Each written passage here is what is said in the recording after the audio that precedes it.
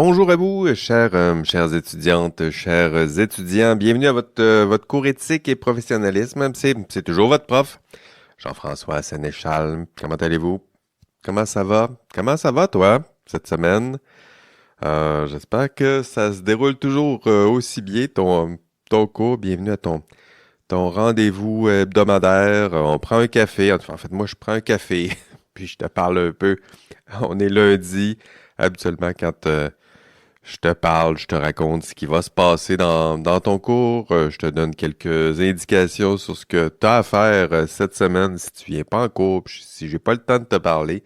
Je te dis ça aussi dans ton podcast. Écoutez, cette semaine, je vais être seul au micro. Je voulais accueillir un autre étudiant ici au micro, là, mais c'était compliqué d'organiser mon horaire pour arrimer nos horaires. Puis c'est pas de sa faute, là, c'est de ma faute. Donc, je vais enregistrer seul, de retour, seul dans mon studio, du haut de ma tour d'ivoire, seul. Là, il faut ici imaginer le meme du...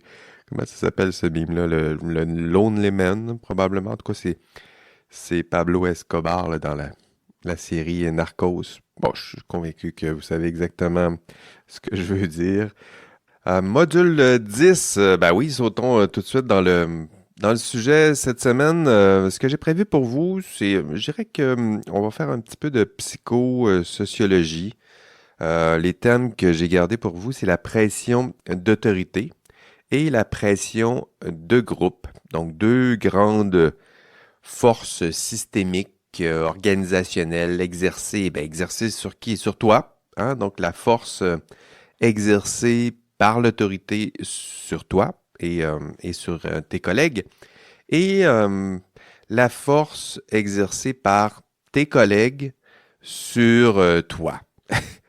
Donc, le premier sujet, ben, c'est le rapport à l'autorité. C'est quoi ce qu'on va voir? Ben, c'est ce qu'on explore, c'est ton propre rapport à l'autorité. Est-ce que tu es soumis à l'autorité? Est-ce que tu as tendance à contester l'autorité? Toutes sortes de formes d'autorité, là. Ça peut prendre différentes formes autour de toi.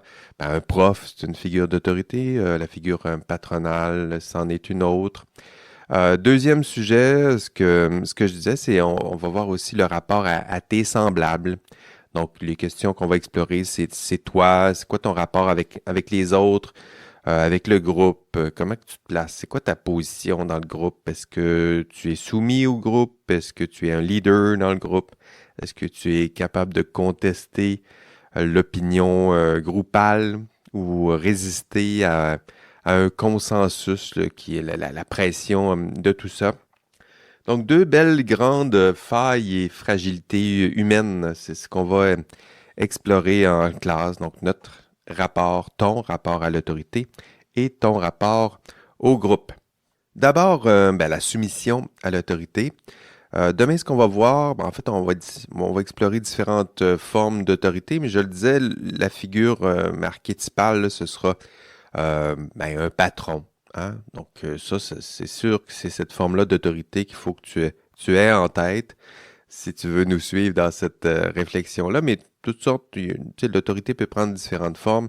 Le droit, c'est une forme d'autorité. La morale, on en a parlé en classe, ça exerce une certaine forme d'autorité sur toi. Le marché, l'économie exerce une certaine... Donc là, il faut voir, ça peut être très concret l'autorité, mais ça peut être aussi des concepts un peu plus abstraits.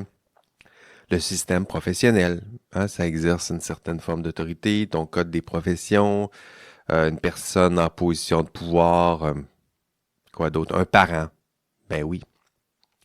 La science aussi, surtout si tu es en sciences et génie, ben la science elle-même exerce une certaine forme d'autorité. Donc, ton rapport à cette entité, cette personne qui a une certaine force sur toi.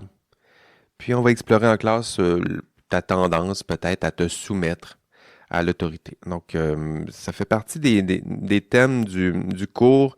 Est-ce que, ben, c'est une réflexion, je dirais, sur soi, là, c'est moi. Hein? Est-ce que je suis capable de résister à l'autorité, à un patron qui me demande de poser un geste qui m'éloigne un petit peu de mes devoirs et obligations professionnelles? Puis si tu penses que tu es bon pour contester l'autorité, ben pose-toi aussi la question, c'est quand la dernière fois que tu as dit non à une personne en position d'autorité? Hein, un parent, un patron, hein? Quand? C'est quand? Comment ça s'est passé, là, cette fois-là, où tu as contesté l'autorité? Est-ce que tu en es capable? Est-ce que tu as tendance à te taire? Justement, lorsqu'une personne en position d'autorité te demande de poser un geste qui t'éloigne un peu de tes propres valeurs. Parce que dans l'exercice de la profession, ben, il faudra parfois poser ce geste nécessaire, ce geste qui sera témoin de ta liberté, de ton autonomie, dire non. Hein, dire non malgré certaines pressions d'autorité. Puis aussi, on va réfléchir en classe sur, dans plusieurs, pour plusieurs d'entre vous, vous exercerez aussi éventuellement une certaine forme d'autorité. Il y en a plusieurs qui, avec votre parcours, votre profil, vous savez ce qui vous attend, c'est souvent des postes de cadre. C'est pas toujours ça en sortant de l'université, mais éventuellement, vous vous retrouverez dans ce genre de poste et donc exercer l'autorité. Et pour ça, il faut savoir, faut réfléchir un peu à comment réagissent celles et ceux qui nous entourent aux pressions d'autorité, aux pressions que vous exercerez autour de vous. Mais je dirais que la principale réflexion du cours, c'est toi, ta soumission à l'autorité.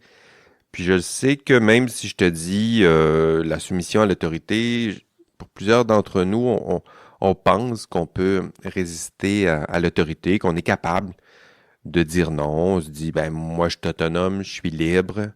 Puis si une figure d'autorité me demande de poser un geste, je vais faire comme Karen Duhamel, tiens, je vais lui dire non. Puis je vais poser des questions. Ce qu'on va voir en classe, c'est que statistiquement, là, si on vous considère parmi une grande courbe normale, typiquement, c'est rare les personnes qui vont contester l'autorité. Puis pour vous le démontrer en classe, on va explorer les expériences de Milgram. Est-ce que tu connais ça, les expériences de Milgram? Peut-être que certains d'entre vous ont vu ça au cégep, ou peut-être que vous en avez entendu parler là, en scrollant des fois votre algorithme, dépendamment, là, il y a toujours ce genre d'expérience psychosociale qui, des fois, réussit à faire ce chemin jusqu'à votre propre culture. On va voir en classe les expériences de Milgram parce que ça fait partie des plus belles expériences là, pour évaluer dans quelle mesure une personne se soumet à l'autorité, dans quelle mesure la population en général, la normale, on se soumet à l'autorité. Puis c'est important d'y réfléchir parce que bientôt, toi, tu vas avoir à faire face à des figures d'autorité, à exercer l'autorité, je le disais. Puis ce module, il va aborder aussi indirectement ce que je disais, c'est toi quand tu vas exercer l'autorité. Donc ça aussi, c'est important de réfléchir à non seulement moi, est-ce que j'ai tendance à me soumettre à l'autorité, mais aussi moi, comment j'exercerai mon autorité.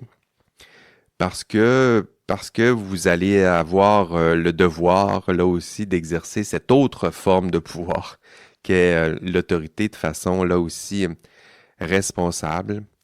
Puis sachez-le, les personnes qui... Comment je le formulerais pour que vous le compreniez bien? Les personnes qui seront sous votre autorité, ce qui va se passer, c'est qu'ils risquent d'exercer très majoritairement tout ce que vous leur demandez de faire. Tout. Y compris même ce que vous leur demandez pas explicitement de faire. Donc, ça, c'est des comportements, le groupe qu'on va examiner en classe, là, mais lorsqu'on a l'impression que la figure d'autorité souhaiterait que nous posions un genre de geste, on va poser le geste en question. Donc, c'est important là, quand vous allez exercer ce rôle qui est celui d'une certaine forme d'autorité, que vous ayez conscience de ça. Là. Non seulement ils vont faire tout ce que vous leur demandez de faire, mais même ce qu'ils pensent que vous aimeriez qu'ils fassent. D'où l'importance de parfois dire explicitement là, ce qu'on veut, ce qu'on souhaite, ce qu'on veut surtout pas que les gens fassent. Voilà, donc exercer le pouvoir d'autorité, être soumis à l'autorité, ça fait partie des réflexions qu'on va avoir sur l'autorité demain en classe. OK, deuxième partie de ce module, ce sera la pression de groupe. Pression groupale, c'est aussi comme ça qu'on va en parler demain. C'est une autre belle faille humaine, c'est-à-dire que c'est notre tendance à faire comme tout le monde. C'est notre tendance à faire comme le groupe, à nous fondre au groupe. Puis ça, c'est lié au fait que nous sommes des êtres sociaux, on a besoin des autres, on a besoin de leur assentiment, de leur appui. Puis c'est essentiel à ce que nous sommes, un être social.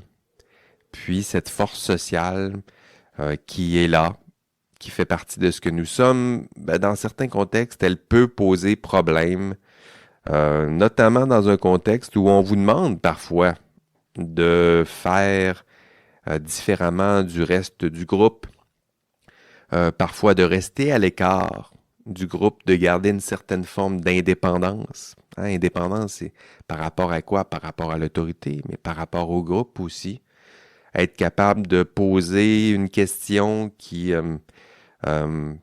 conteste l'autorité du groupe, qui challenge l'opinion peut-être majoritaire. Ça fait partie de votre... En fait, ça fera partie de votre rôle.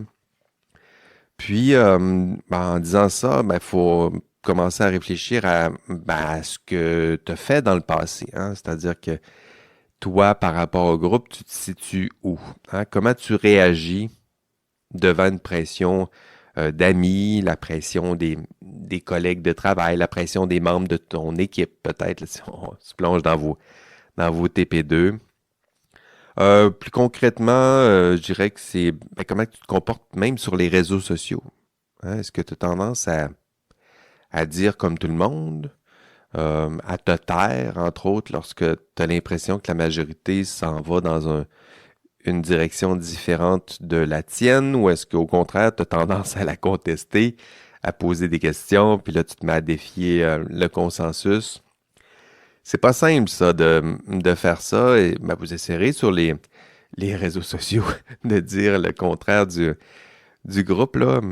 Essayez de convaincre un groupe qu'il se trompe, qu'il est dans l'erreur, et réussir, bonne chance. Allez vous pointer là, sur un groupe de passionnés de n'importe quoi, là, de végétarisme, puis allez leur dire qu'ils se trompent. Allez voir sur un site de, je sais pas, des fans de Messi, puis allez dire que Cristiano Ronaldo, c'est le meilleur. Vous allez voir que vous allez vous faire recevoir, comme on dit en très québécois, là. Vous allez vous faire dire la façon de penser du groupe et vous faire remettre à l'ordre. C'est ça une pression de groupe. Et parfois, dans l'exercice de la profession, vous aurez à dire le contraire du groupe. Contester parfois le consensus. Dans certains contextes, ce sera nécessaire. Alors, c'est ça qu'on va explorer au module 10, dans cette deuxième partie du cours, la pensée de groupe, notre belle tendance humaine à se fondre au consensus, parfois à nous cacher derrière la force du groupe. Peu importe ce que le groupe dit, si on se cache derrière le groupe, on se sent bien, on se sent à l'abri. Mais ça mérite d'être pensé, tout ça, parce que je le disais un peu plus tôt dans l'exercice de la profession, vous devrez parfois contester les opinions majoritaires. Puis pourquoi vous allez devoir faire ça? Pour défendre certains idéaux, pour défendre des fins et des visées qui n'en ont rien à faire du nombre et du groupe. Si la science, parfois il faut défendre la science. Si le groupe dit le contraire de la science, des faits, parfois il faut dire non. Il faut dire, désolé, vous vous trompez. Les faits disent le contraire. La science dit le contraire. Certaines études disent le contraire. Même si le groupe s'en va dans une direction, parfois il faut poser quelques questions ou s'y opposer pour le rappeler à l'ordre. Parfois, il faut aller à l'encontre du groupe lorsque les lois, les normes pointent dans une autre direction. Ça aussi, ça va faire partie de votre rôle. Je sais que vous voulez prendre cette décision-là. Il y a un beau consensus autour de la table. C'est sûr que ça servirait peut-être les intérêts financiers de la compagnie, mais vous savez quoi? Les lois, les normes disent le contraire. Puis moi, mon rôle, c'est aussi de défendre ces lois. C'est énorme. Désolé, groupe, je dois m'y opposer. Je dois poser mon pied à terre ici et vous dire que vous avez tort. Puis je pense que la science, c'est un bel exemple, là. C'est-à-dire que il n'y a pas meilleur exemple pour dire à quel point la science n'en a rien à faire de l'opinion publique ou de la majorité, là. C'est-à-dire qu'il y a une certaine forme de consensus en science, mais en même temps, euh, on pourrait avoir une situation où on aurait une majorité de scientifiques qui s'en vont dans une situation, dans une direction plutôt, puis si on a un autre scientifique qui réussit, preuve à l'appui, à démontrer que ses collègues se trompent, là ici c'est preuve à l'appui, là, ben, il devra tenter de convaincre la majorité que la majorité se trompe, puis parfois les consensus scientifiques basculent comme ça, là. C'est-à-dire qu'on s'en va dans une direction, on a toujours pensé comme ça, puis là, tout à coup, on réajuste le tir en disant non, l'expérimentation a démontré le contraire, et donc, on retourne le consensus. On envoie le consensus dans une autre direction. Voilà. Ça fait partie de votre rôle, défendre la raison, la logique, la rigueur, puis des fois, défendre tout ça contre le consensus, contre une majorité ou sinon contre la force du nombre. Pour explorer cette pensée de groupe, ce qu'on va faire dans le cours demain, donc pour l'autorité, c'est les expériences de Milgram. Pour la pensée de groupe, on va voir les expériences en fait, les travaux d'Irving Janis, qui a travaillé sur la pensée de groupe. Puis lui, bon, ce qui s'amuse à faire, c'est à toutes les fois qu'il y a une décision qui est catastrophique, il va voir les verbatims qui ont précédé les grandes catastrophes, entre autres, ce qu'on va voir là, dans son cas, c'est l'explosion de la navette Challenger. Ses premiers travaux, là, ça a été entre autres là-dessus. Puis il est allé voir les verbatims, puis c'est quoi les symptômes qu'on peut voir lorsqu'une décision est prise en groupe. Il y a toutes sortes de travers que le groupe va prendre. Puis il y a des symptômes de la pensée de groupe, c'est comme ça qu'il les nomme, là. Il y a des symptômes qui peuvent être détectés dans un groupe. Puis, lorsque les symptômes s'accumulent, ben, ça peut mener à des décisions catastrophiques. Donc, 8 symptômes de la pensée de groupe. Tiens, je vais vous les... Oui, je pense que j'ai un peu de temps. Je vais vous les donner déjà ces 8 symptômes dans le podcast. On va les revoir en classe, là, mais les voir 2 fois, ça peut... ben, ici, je vais les dire peut-être un peu plus succinctement, là. Mais déjà vous faire explorer ces 8 symptômes. Donc, les 8 symptômes, Irving Janis les divise en 3 grandes catégories. La première catégorie, c'est l'idée que le groupe, lorsqu'il prend des décisions, le groupe a tendance à se surestimer. Donc, c'est lié à notre tendance à penser que notre groupe est plus compétent qu'il l'est, hein, de fait. C'est ce que Janis nous dit. Faites attention, là. Quand vous prenez des décisions en groupe, votre groupe a tendance à se penser bien bon, meilleur qu'il l'est, puis il identifie 2 symptômes qui sont liés à ça. Le premier, c'est l'illusion d'invulnérabilité, c'est-à-dire que le groupe, en tant que groupe, a tendance à croire qu'il a moins de chances de se tromper ou de faire une erreur qu'un autre groupe. On a déjà vu en classe là, la surestimation individuelle, là, c'est une surestimation de groupe. Le deuxième symptôme, il parle de la croyance en la moralité inhérente du groupe. Ce que ça veut dire, ça, c'est que le groupe a tendance à croire que son groupe est plus moral que les autres, que sa conception du bien est supérieure à celle des autres. Puis ça, je pense que vous pouvez trouver plusieurs exemples dans les groupes groupes sociaux là, auxquels vous adhérez. Là. Regardez n'importe quelle page Facebook à l'époque. C'est sûr qu'aujourd'hui, on les fréquente moins, là, Facebook, en tout cas dans votre cas. Mais vous avez sûrement déjà vu ça à l'œuvre, là, un groupe qui, tranquillement, finit par être tellement critique des autres. Hein. C'est-à-dire qu'il prétend qu'il détient la morale, qu'il détient la conception du bien avec un grand B, puis les autres se trompent. Donc ça, c'est des symptômes qui sont depuis longtemps identifiés. Là. Le groupe se sent bon, hein, il sent qu'il est plus compétent que les autres, et en plus, il a l'impression qu'il est détenteur de la conception idéale du bien, si je peux le formuler comme ça. Donc ça, c'est le premier problème, je dirais, que Janice voit lorsqu'il examine les groupes.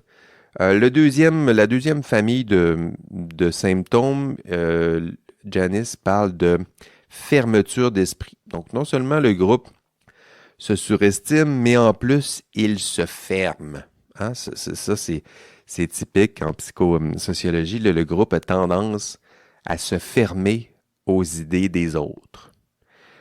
Puis, Janice identifie deux autres symptômes. Le premier, c'est, il le nomme la rationalisation.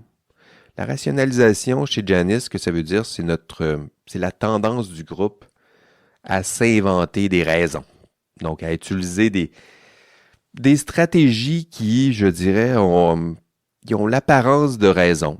Donc, c'est des arguments, mais en même temps, lorsqu'on examine ces arguments, on se rend compte que même s'ils ont l'apparence de raison, finalement, ils ne sont pas raisonnables du tout. On parle des arguments fallacieux, frauduleux. Là, ici, là, vous avez peut-être déjà examiné au cégep, peut-être, là, les grands sophismes, ou dans certains ouvrages, on parle d'entrave au dialogue. C'est de ça qu'on parle ici. Là.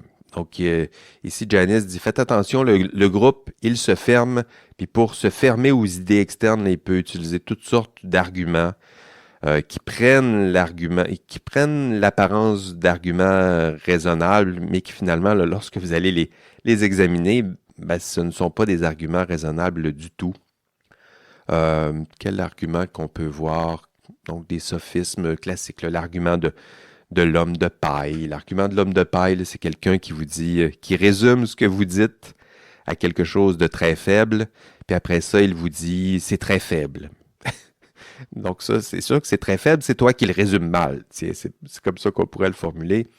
L'argument ad hominem, par exemple, on va se fermer aux idées en attaquant des idées externes, en critiquant non seulement la valeur de l'idée en soi, mais on va critiquer la morale de la personne qui émet l'argument. Hein? Donc, tu as tort parce que tu es un voleur. Ben, un voleur peut avoir raison. Donc, on n'attaque pas un argument en attaquant la personne qui défend l'argument, mais on défend l'argument en soi. Quel autre argument fallacieux qu'on va voir en classe? L'argument du wagon de train. Là. Tout le monde le fait, donc c'est bien. Ah, ça, ici, je pense que vous le connaissez bien. C'est un bel argument un bel argument fallacieux qui se place très bien dans le contexte des pressions groupales. Là. C'est pas parce que le groupe s'en va dans une direction qu'il a raison. Les fausses corrélations. On va en avoir plein demain. Je ne vais pas toutes les lister ici, là, mais c'est l'idée que lorsque le groupe se ferme, il va se trouver des raisons de bien fermer les portes autour de lui, et puis il va critiquer toutes sortes de critiques externes, puis il peut se servir d'arguments qui ont l'apparence de raison, mais finalement des arguments qui ne valent pas grand-chose.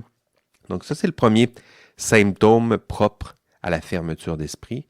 Le deuxième symptôme, c'est l'idée que le groupe se ferme bon, là aussi, il se ferme à des idées externes, mais il va construire des stéréotypes, ce que Janice appelle les stéréotypes à l'égard d'autrui.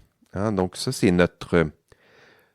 dirais que c'est notre tendance en tant que groupe à attribuer des qualités aux membres du groupe et des défauts à ceux qui sont à l'extérieur du groupe. Mon groupe, il est bon. Le programme ici en génie à l'Université Laval, il est donc bon, et celui à l'Université de Sherbrooke, il est donc mauvais. Pour quelle raison, je ne sais pas. Donc ça, c'est notre tendance à attribuer des qualités aux membres du groupe et des défauts aux membres externes. Ça contribue entre autres à la polarisation de n'importe quel débat. Là. Je pense que ce que vous voyez aux États-Unis, là, c'est une belle illustration de tout ça. Là. Ceux qui sont dans mon groupe sont bons, ont raison, sont intelligents, sont clairvoyants, puis ceux qui sont à l'extérieur de mon groupe sont stupides, vils et immoraux. Puis évidemment, là, ça crée toutes sortes de tensions, puis une impossibilité au dialogue là, pour de discuter entre ces deux groupes. Et ça, ben, c'est là, c'est peut-être plus récent avec les réseaux sociaux, mais cette tendance-là, elle est là depuis longtemps. Là. En tant que groupe, on a tendance à se fermer, à s'inventer des raisons pour se couper du groupe. Et deuxième symptôme, à se construire des stéréotypes à l'égard d'autrui. C'est ce que dit Janice. Donc, Janice, je disais trois familles de problèmes. J'ai dit la première, c'est la surestimation du groupe. Le deuxième, le groupe, ce qu'il appelle la fermeture d'esprit. Et la dernière, c'est une espèce de cumul de tout ça, ce que Janice appelle le renforcement du conformisme, c'est-à-dire que le groupe va avoir tendance à se surestimer de plus en plus et à s'isoler et se renfermer de plus en plus. Donc ça, c'est sûrement quelque chose que vous avez constaté autour de vous. Et là, ici, Janice parle de 4 symptômes propres à ce renforcement du conformisme. Le premier, c'est l'autocensure. Et là, ici, c'est l'idée que les individus ont tendance à se taire lorsqu'ils ont l'impression de dévier du consensus. Vous avez sûrement ressenti ça, là. C'est-à-dire que là, vous sentez bien que le consensus s'en va dans une direction, puis vous décidez de vous taire. Vous êtes dans une belle discussion. Il y en a 8 autour de la table, puis vous voyez bien qu'il y en a 7 qui s'en vont dans une direction, puis vous pensez le contraire, puis vous vous dites, tu sais quoi, je vais me taire. Pression directe, c'est le deuxième symptôme, c'est notre tendance à faire taire ceux qui dévient du consensus. Ça aussi, vous avez peut-être déjà constaté ça. Là. Il y a une belle discussion, ou une discussion je sais pas, une assemblée syndicale, tiens. On a tendance quelqu'un se met à poser des questions qui contestent un petit peu le consensus, puis là, on s'arrange pour lui faire ressentir qu'elle dérange cette personne-là. Alors, on va s'arranger pour la faire taire. Là, je parle pas de mesures physiques et violentes, là, je parle juste, c'est facile de faire taire quelqu'un. On fait quelques soupirs et tout à coup, on fait ressentir à la personne qu'elle devrait se taire. Et ça, ici, c'est très bien documenté, là. Dans le cours demain, je vais vous parler du sort que l'on réserve ce qu'on appelle les whistleblowers, là. Donc, les tireurs de sonnettes d'alarme. Pensez aussi au sort qu'on a réservé pour Karen Duhamel. Ce genre de personnages-là, là, on les célèbre. On aime ces tireurs de sonnettes d'alarme lorsqu'on voit des films ou des séries télévisées, mais concrètement, là, une personne qui dévie du consensus, qui pose des questions qui dérangent, typiquement, on n'aime pas ça. Puis on lui fait ressentir qu'elle dérange.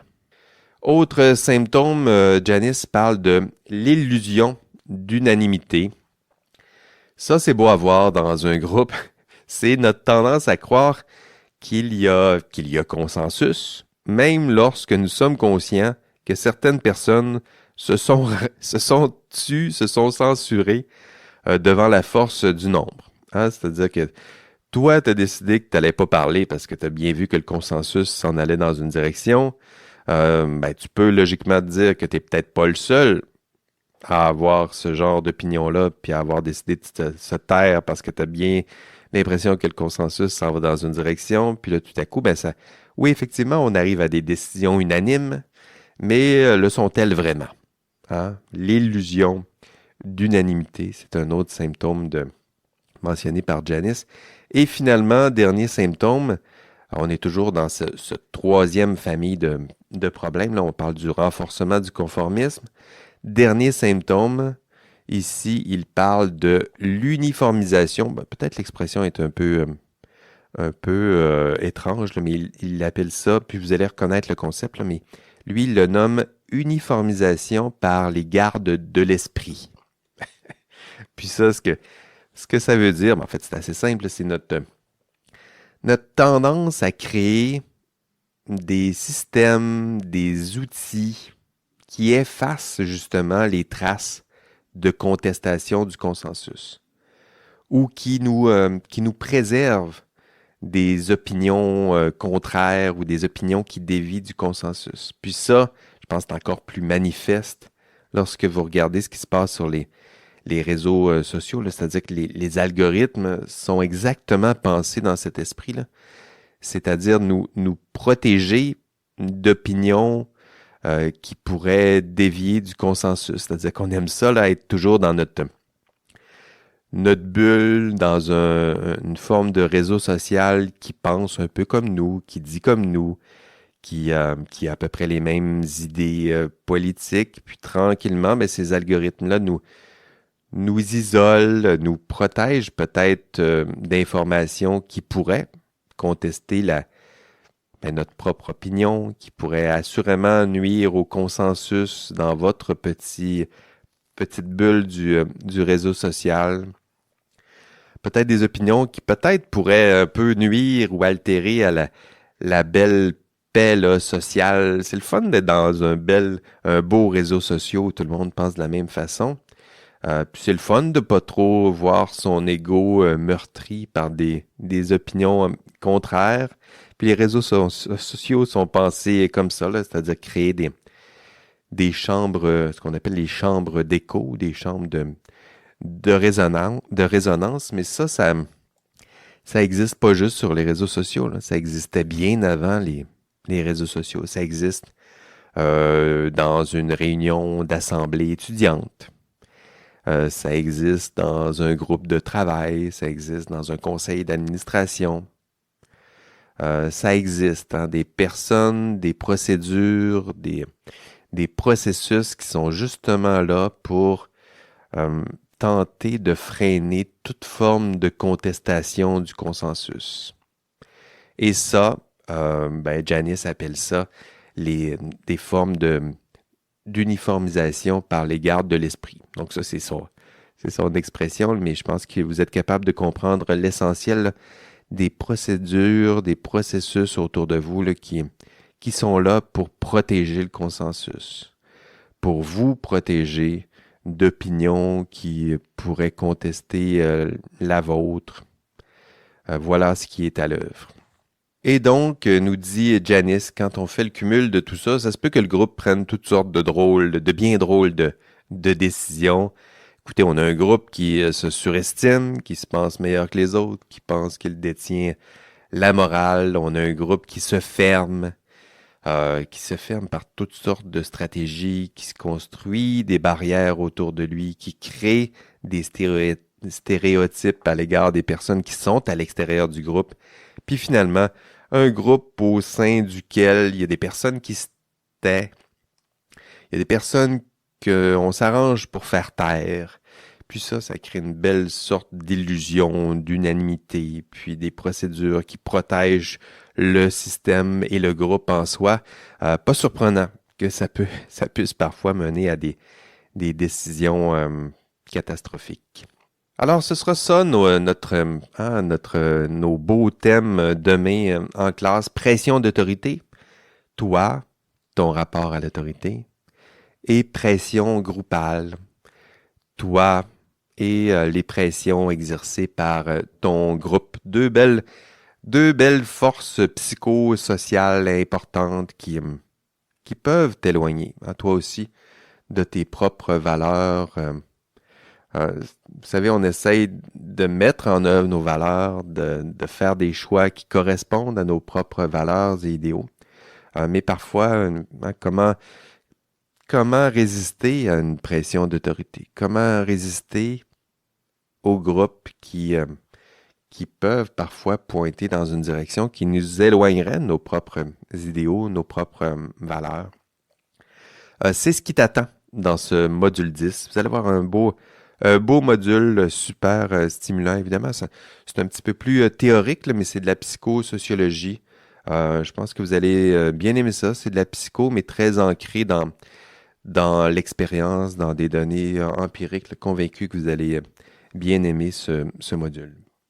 OK, avant que je termine ce podcast, rappel succinct, vous rappelez que votre TP2, ça s'en vient. Ça s'en vient. Je vais vous le rappeler de en classe, là, mais il vous reste 3 week-ends là, pour faire le TP2. En ce moment, on est lundi, il vous reste 19 jours pour faire ce TP2. Ça vient vite et il faut faire les travaux. S'il vous plaît, prenez pas trop de retard. Si vous commencez maintenant même, je pourrais même vous donner quelques rétroactions si vous me faites signe, mais plus on avance, le moins ce sera possible. C'est tout pour cette semaine. Donc, on se revoit demain en classe, mardi, même heure, même poste. Sinon, ici, la semaine prochaine. Allez, prenez soin de vous. Bye bye. Ah oui, l'indice cette semaine, j'allais l'oublier. Pour vous, l'indice, ce sera un des symptômes de la pensée de groupe, disons. J'en ai nommé 8. Il y a sûrement quelques symptômes que vous avez retenus, là. Donc, envoyez-moi ça par courriel. Ça me démontrera que vous m'avez écouté jusqu'à la toute fin. Allez, bye bye.